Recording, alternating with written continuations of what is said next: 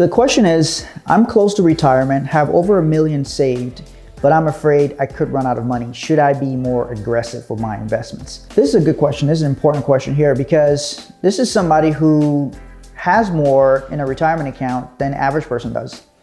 But they're still afraid of running out of money. It could be because their lifestyle, it costs more to run their household and their life than it does for other people. But at the same time, $1 million isn't what it used to be.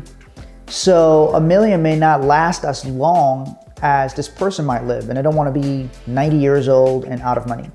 So my answer to be more aggressive is you don't necessarily have to be more aggressive just to grow your money. So a lot of times when people think of being aggressive, they think of taking on excessive risks. And if it's not your risk tolerance, like if you don't have the appetite for that kind of risk, don't take it.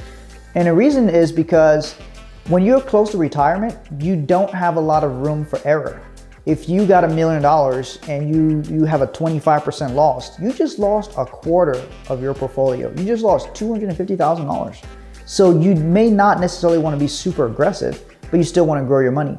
So I would encourage you to look at financial vehicles that can help you grow your money without taking on excessive market risk, or look at vehicles you can put your money into that can cash flow, because ultimately retirement is about cash flow. So some of that $1 million could actually be put into things that cash flow, like for example with the real estate. So you don't have to necessarily be super aggressive with the real estate in order to generate cash flow from it that can last for as long as you do in retirement. So keep that in mind.